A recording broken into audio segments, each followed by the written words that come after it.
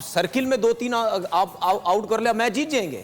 लेकिन आपके आमिर कुछ नहीं कर रहा, ठीक है। आमिर कोई ऐसी सर्किल में बॉलिंग करके देना यार, आप दो तीन विकेट्स किसी एक मैच में लेके दो, ठीक है। वो एक आध ओवर में 10-12 रन, 2 छक्के खा जाता है। अच्छा चले जी, फास्ट बॉलर आपके पास नहीं है, उसके पास स्पिनर कौन है आपके पास?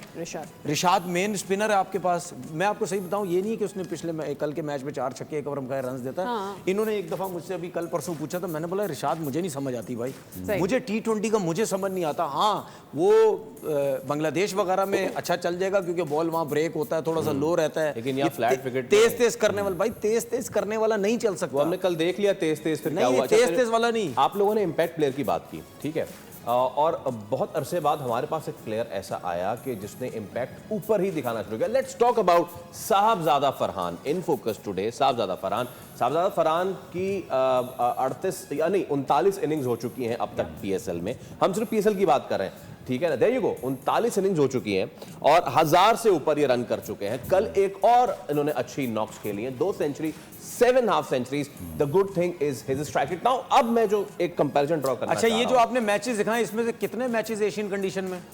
एशियन कंडीशन में है ना, सारे है ना, बाहर की कंडीशन में नहीं। पीएसएल की बात कर रहे हैं, किधर है? इंटरनेशनल मैचेस की बात कर रहा हूं।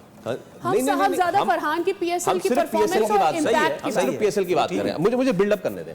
अच्छा, अब जरा हाय कि साहबजादा फरहान की जो बॉल परसेंटेजेस हैं, एक चीज हमने निकाली, प्लीज इसको शो करें सो दैट हम देखें। जेंटलमैन, ये हमारे सामने साहबजादा फरहान ने पीएसएल में अब तक 766 गेंदें खेली हैं।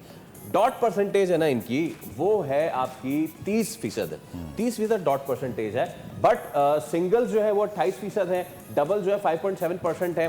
जो डिलीवरीज इन्होंने चौके के लिए और छक्के के लिए, दैट्स रिस्पेक्टेबल। 20% ये बाउंड्रीज करते हैं और 20% जो बाउंड्रीज करते हैं वहां पे ये एज ले जाते हैं इंपैक्ट में। नाउ माय क्वेश्चन तनवीर भाई, जो इशू बाबर या रिजवान के साथ आ रहा है इन द ओपनिंग स्लॉट, वो आ रहा है मसला कि वो जैसे कि आपने बात की 20 पे 50 नहीं हो पा रहे।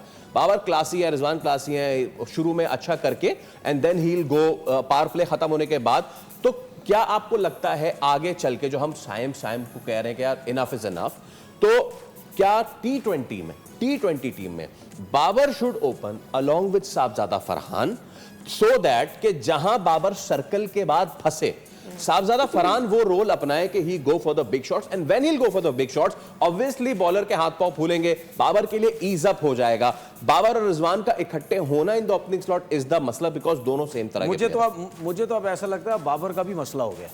मुझे नहीं लगता कि बाबर को अब ये T20 में एज अ ओपनर लेके आएंगे, क्योंकि अगर वो एज अ ओपनर लेके आएंगे वो ज़रूर एक यंग लड़के की तरफ देखेंगे, जिस तरह समीर मिनाज जिस तरह खेल रहा है, ठीक है ना, या इसने शामिल हुसैन ने जिस तरह की परफॉर्मेंस दी है।